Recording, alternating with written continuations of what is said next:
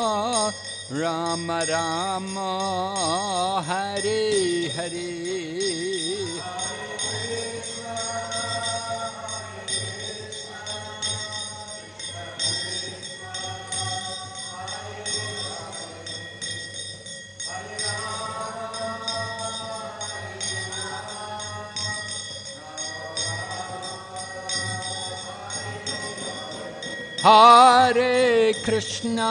Hare Krishna, Krishna Krishna, Hare Hare, Hare Rama, Rama Rama, Hare Hare.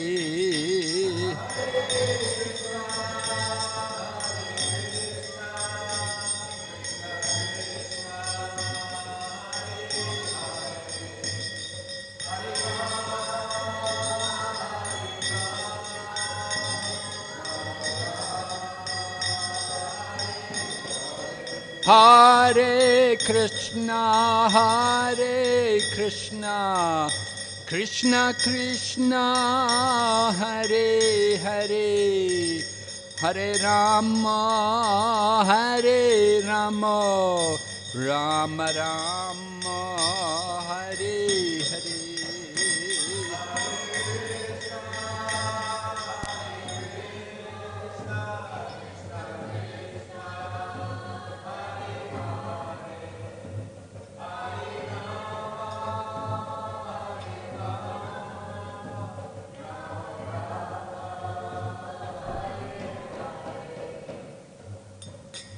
Gaur Premanande, Haribo.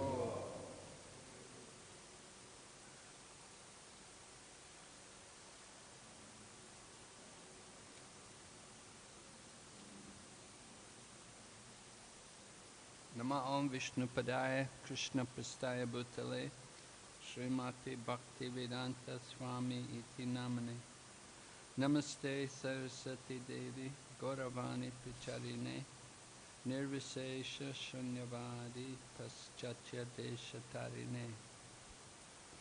Om Namo Bhagavate Vasudevaya.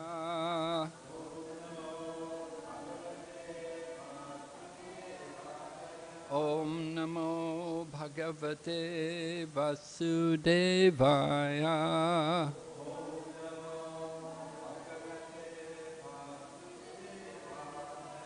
Om Namo Bhagavate Vasudevaya.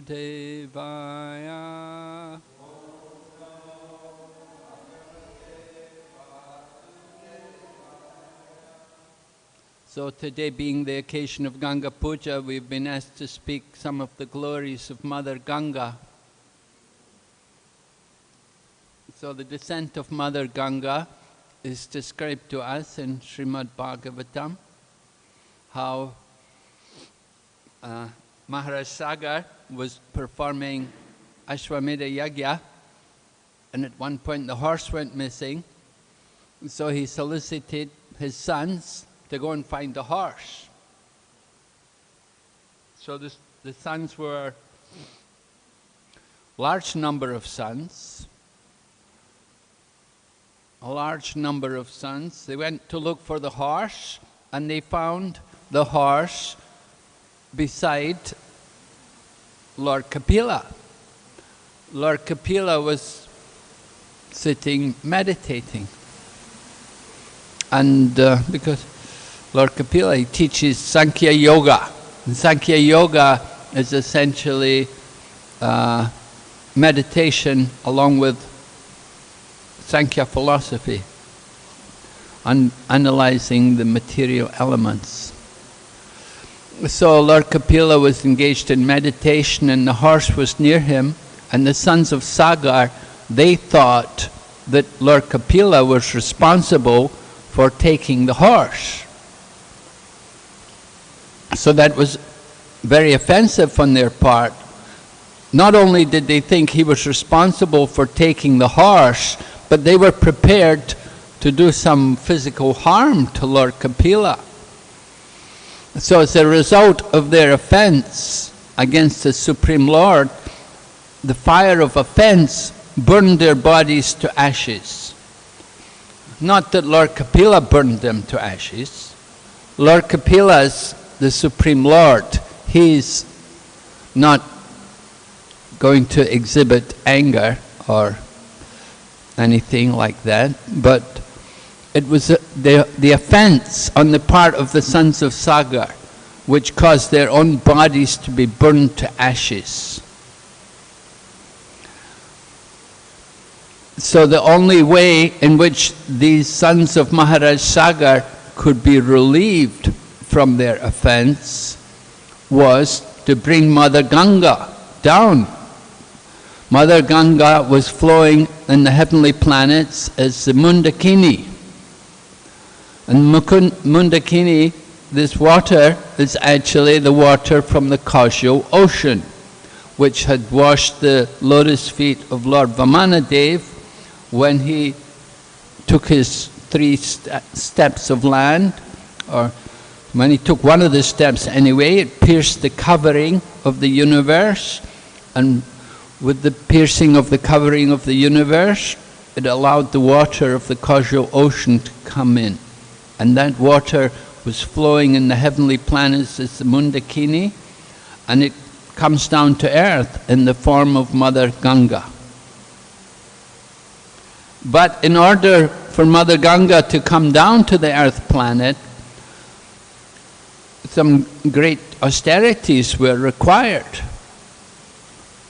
The first Maharaj Sagar had some other sons by a separate wife, and he tried, he did austerities, but without success.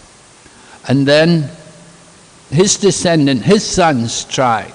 So it went like that for, I think, 3 generations before Maharaj Bhagirat came. Maharaj Bhagirat is described as being very, very great devotee. I was reading Prabhupada's teachings on Bhava Bhakti, and they give examples of different quality. They mention 9 different qualities which are displayed by one on the level of Bhava Bhakti. And Prabhupada quotes how Maharaj Bhagirat had these different qualities, and he described some of the different activities of Maharaj Bhagirat, displaying these very high elevated qualities, qualities of a very great devotee. So Maharaj Bhagirat was not just a tapasvi, but he was a devotee. That is real tapasya. The devotees, they have real tapasya. The other tapasvis, their renunciation is meaningless. But the devotee's renunciation is in relation to Krishna. So Maharaj Bhagirat, his devotion was like that. His renunciation was in relation to Krishna. So he performed austerities for a long time, and he was able to secure the benediction of Mother Ganga coming. But Mother Ganga had some concerns, but before she came to the earth planet, she said, if I come, the force of my water on the planet will knock the planet out of its situation in the universe. It will knock it out of its orbit, because the force of the water will be so great coming down onto the earth planet. So Maharaj Bhagirat arranged that Lord Shiva would take that water on his head, because Lord Shiva is the personality of Godhead in this material world. He's very powerful. So he agreed that he would take Mother Ganga on his... He agreed because Lord Shiva is a great devotee, and he knows that that water is a foot bath. It's the water which washed the lotus feet of Lord Vamanadev. So he's happy to take that water on his head. And just like we accept the water which is offered to the lotus feet of the deity at Arti every day, we come and devotees sprinkle a few drops of water on everyone's head. we're happy to get that water because we know that's the Abhishek, it's the foot bath water from the Lord. So in the same way, Lord Shiva accepted the water which had washed the lotus feet of Lord Vamanadev on his head. So the hair of Lord Shiva, it said, is always wet from the water of the Ganga. But there was another condition. Mother Ganga said, I'm concerned that if I come to that earth planet, people will come and bathe in my waters. Sinful people. They will come and bathe in my water and I will have to take all their sinful reactions. We see every day how many, well, not so much now with the lockdown, nobody's coming now at this time, but usually it's very common, people come to bathe in the water of Mother Ganga, to take the water of Mother Ganga on their head, and to bathe in her waters, because they know the water of Mother Ganga is very purifying. She takes away the sins of people. So Mother Ganga was concerned that I don't want to take all their sins. That's intelligent, great intelligence. We have to be very careful about taking someone's sinful reactions.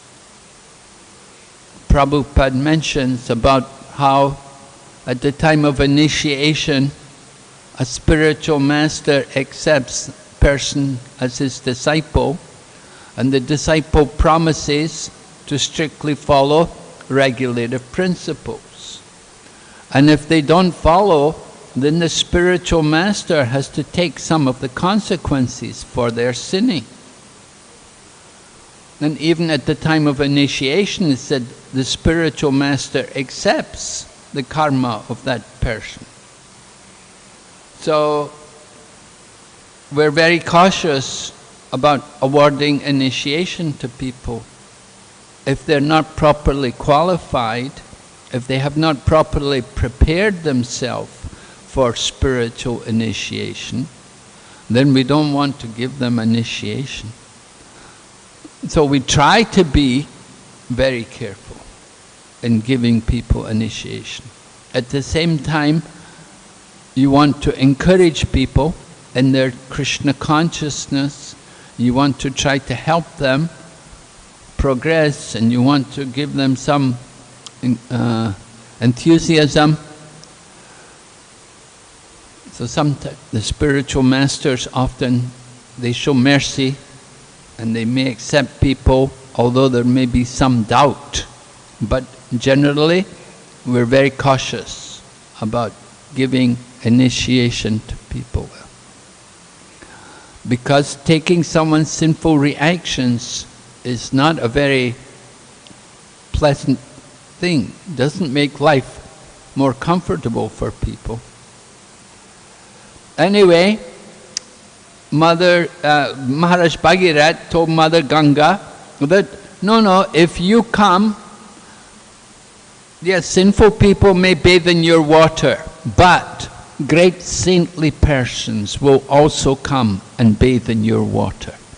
And they will neutralize whatever sins these people are. In fact, you'll get more benefit, because they will not only neutralize the sins which all these sinful people have left, but they'll give you also nice association with them, because they're great sages.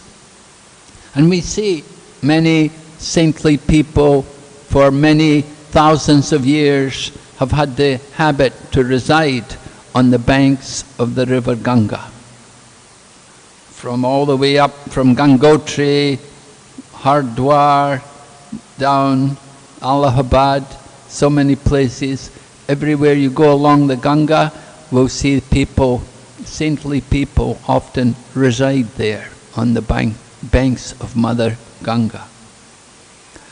So in this way, Maharaj Bhagirat convinced Mother Ganga to come down to this earth planet And Maharaj Bhagirat was leading Mother Ganga, and it happened that they passed Janumuni's ashram. And Janumuni was there doing his puja, and the Ganga came, and swept everything away, took away all of his Akshman cup and his different paraphernalia, all gone. So Janumuni thought, what is this? So Janumuni is no ordinary soul. He therefore drank all the Ganga, and the Ganga disappeared, drunk by Janumuni. And Maharaj Sagar then realized what happened, because he was leading the Ganga, then all of a sudden there's no Ganga. What happened? He came back, and then he saw something, oh, must be Janumuni. So he took a special mercy from Janumuni, requested him, you please forgive us, but very important, Mother Ganga should come, and she has to go to the sea. She has to first of all wash the ashes of the sons of Maharaj Sagar. And so many purposes will be achieved if Mother Ganga comes. You please release her. So Mother Ganga came out from the knee of Janumuni. So she is called Janavi, one of the names of Ganga, right? Janavi. So this way Mother Ganga came to the earth planet, and Maharaj Bhagirat takes the Ganges there to wash the ashes of the sons of Sagar, and they're all freed from their sins. And then Mother Ganga goes on, flows into the sea, right? We have Ganga Sagar there, where the Ganges flows into the sea. And that Ganga Sagar, that became the ashram of Kapila Muni. Lord Kapila resides there even today. Kapila Muni's ashram is there. So the Ganges water is very, very special. It is said that the king of Jaipur, one Maharaja of Jaipur, he had the habit to take his bath every day in Ganga water. But it was arranged, the king of Jaipur was going to England. He was going to visit England by boat, take the boat. There were no flights in this time. He was going on the boat to go to England.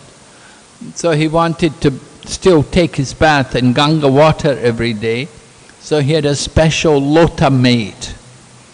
Huge big lota. They still have it there in Jaipur. And he had the whole lota filled with Ganga water.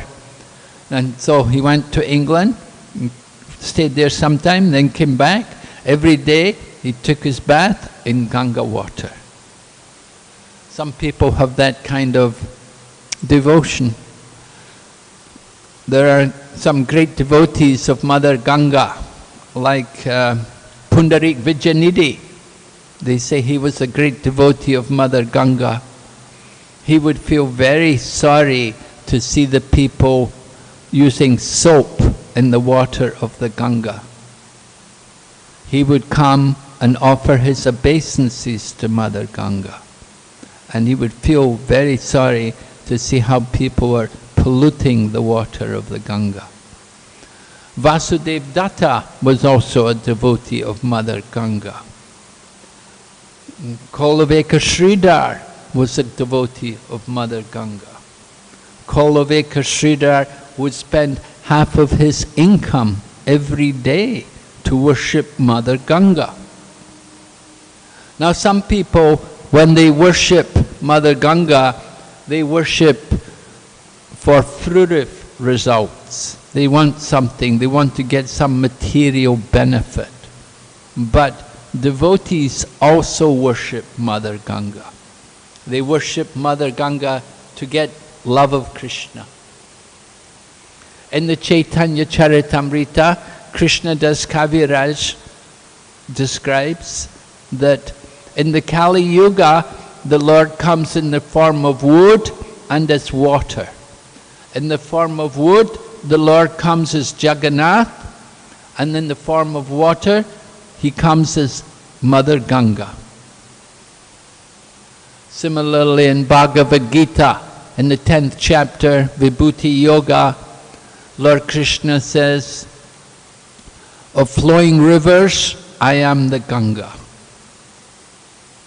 So Ganges is the greatest of holy rivers.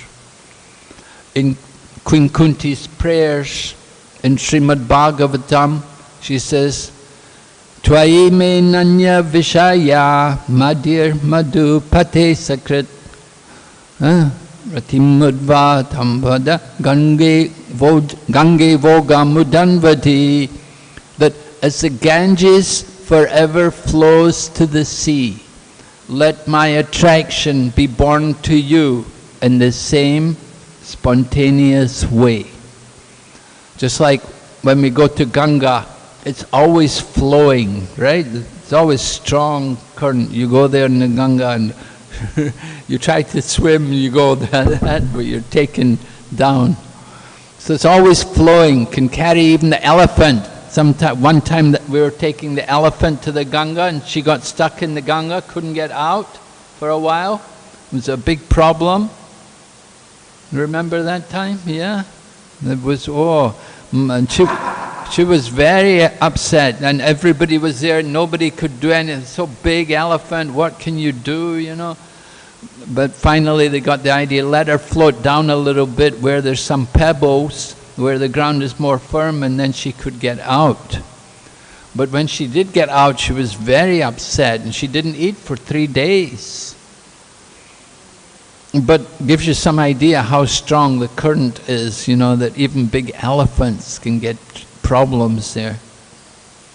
So Mother Ganga is very powerful and very merciful, that she can purify the sins which people have occurred.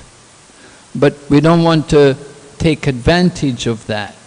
We shouldn't think we can just simply come and do sinful activities and then take bath in the Ganga and nullify ourselves. That'd be very offensive to do like that. We know grandfather Bhishma, he is the son of Mother Ganga. Maharaj Santanu, somehow he met Mother Ganga and he had relationship with her. Mother Ganga promised, she said, I will stay with you, but don't interfere with whatever I do.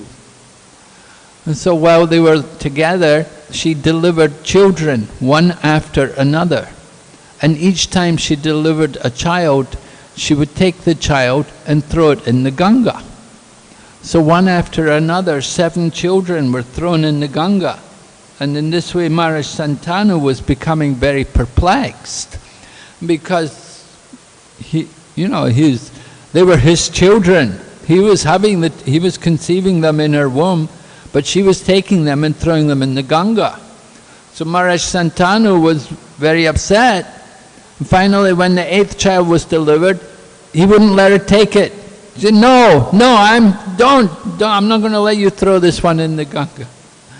So then she said, then I'm going. And so Mother Ganga left Maharaj Santanu. So these children which were thrown in the Ganga, these were the Vasus, who had been cursed because of their offenses against Lord Brahma. They had laughed at Lord Brahma when Lord Brahma had become lusty at his daughter. So for that offense, they became they had to be killed.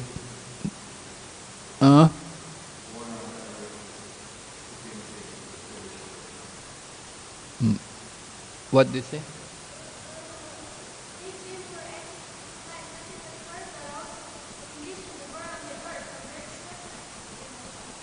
Yeah, okay, they were on the earth for a very short, they had to be on this earth. Anyway, Bhishma is one of these Vasus. He was saved, and he's the surviving son of Maharaj Santanu.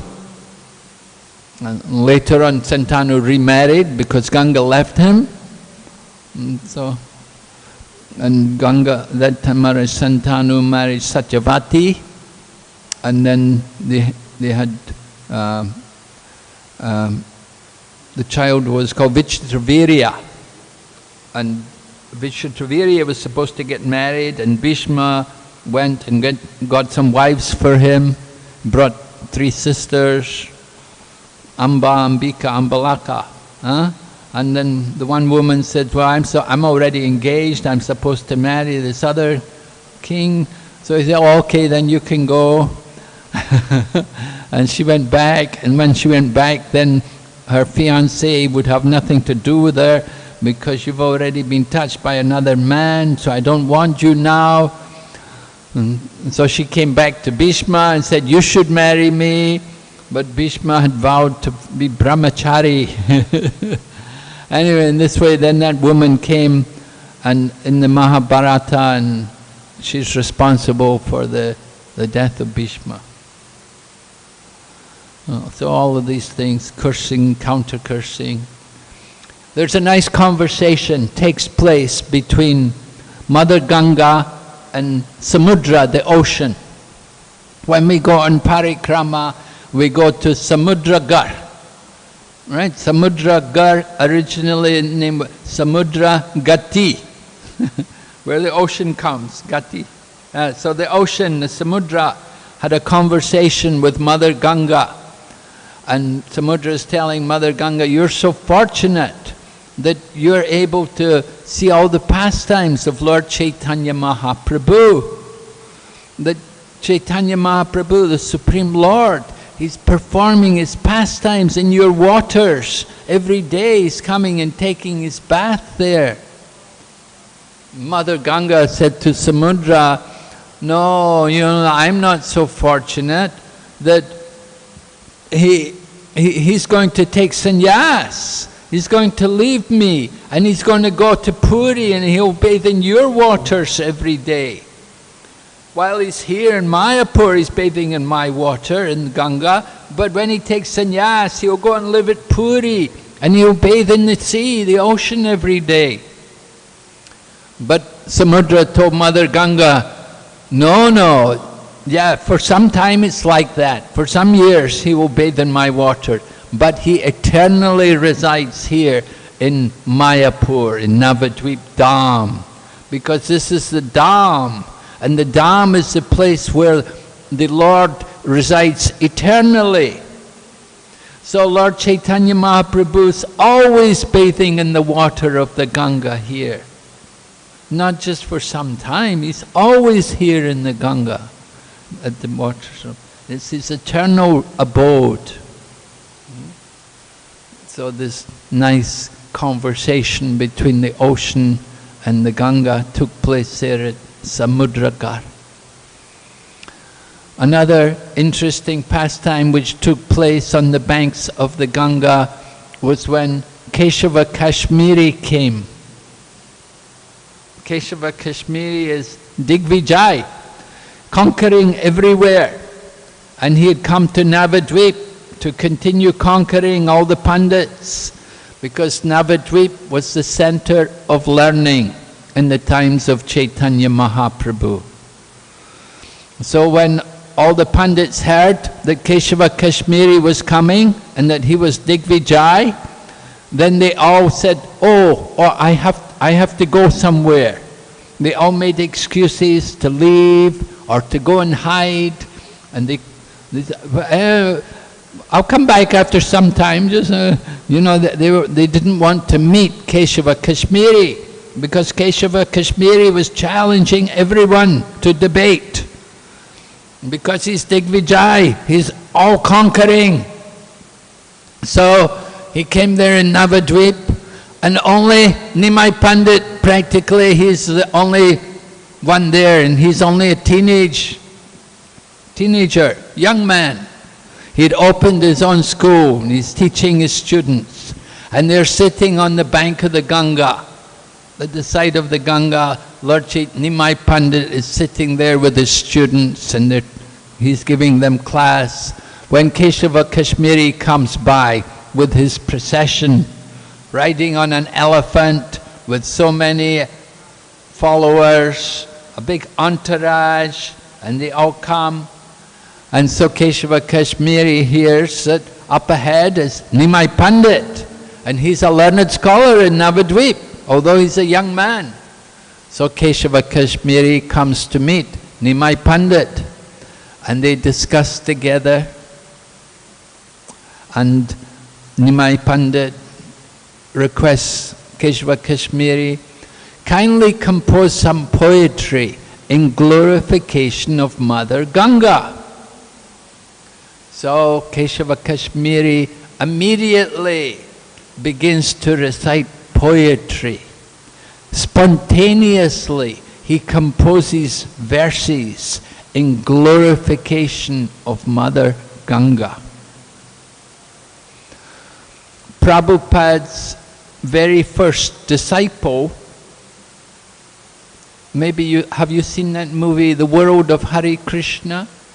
There was Prabhupada's very first disciple. He was from Delhi, over there in Delhi. I forget his name now. Anyway, he was a very learned scholar. Prabhupada's very first disciple in India, before he went to the West, Prabhupada had a disciple. And he was a learned scholar. He also could compose poetry. When he would speak, sometimes he would compose verses of poetry. So Keshava Kashmiri had this ability also, because he was a great devotee of Mother Saraswati. And every day he would do his puja and worship of Mother Saraswati. And with the blessings of Mother Saraswati, he was able to compose poetry spontaneously, like the wind, like the blowing wind. Just like here in Mayapur, you know, the wind blows very strong. Even last night, there was some blowing wind for some time.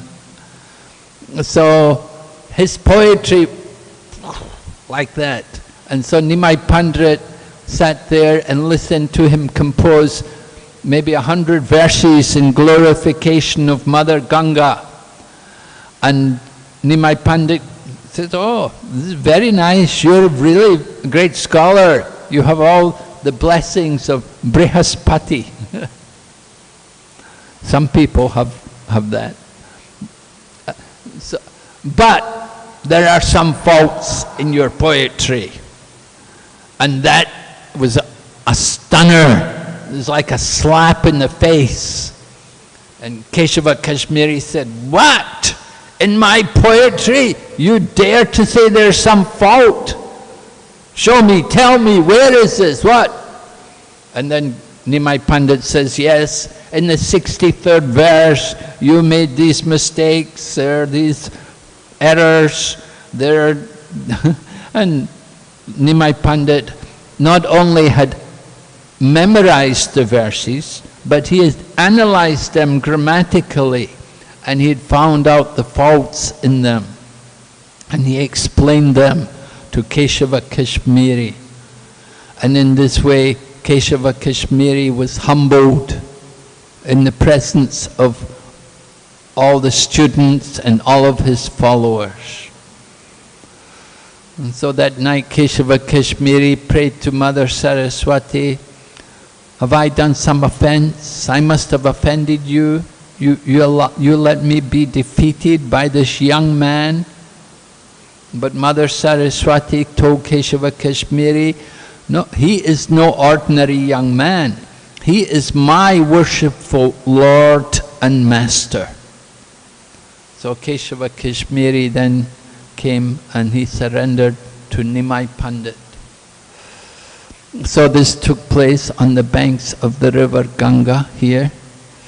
The river Ganges was also a place where Lord Chaitanya met Rupa Goswami. Rupa Goswami came He had met Lord Chaitanya before at Ramakeli, but then he came to meet Lord Chaitanya, and they met in Prayagraj. Prayagraj, the name, right? But they met at the Sangam, where the Ganges and the Yamuna meets. Now it's called Prayagraj, and it was at the Das Ashwamedha Ghat on the banks of the Ganga, where Lord Chaitanya instructed Rupa Goswami for 10 days in the science of devotion. So very appropriate that Lord Chaitanya chose to speak to Rupa Goswami, his Rupa Shiksha, there on the banks of the river Ganga at the Das Ashwamedha Ghat. Srimad Bhagavatam also describes how Ajamila, after he witnessed the conflict between the Yamadutas and the Vishnu Dutas, then he understood he had to leave home to try to save himself from his plight. So he left home and he went to Hardwar. And he went to Hardwar, took shelter of a Vishnu temple there in Hardwar. And in the Vishnu temple, he was able to absorb himself in hearing and chanting the glories of the Lord. And it said he gave up his body on the banks of the Ganga. We're also told how Jagannath Mishra, when he was leaving his body, that they brought him down to the Ganga and placed him in the Ganga, that he could give up his body while he's in the Ganga. We're not so much familiar with that ritual, but that's how it's described in the Chaitanya Bhagavad, is it? Or Chaitanya Mangal, like that. So many wonderful pastimes take place in relation to Mother Ganga. It is said, wherever the Ganga flows, that is the holy place. So the holy place is purified by the presence of the devotees as well. It's not only the water of the Ganga, but it's the presence of the devotees also. But as devotees,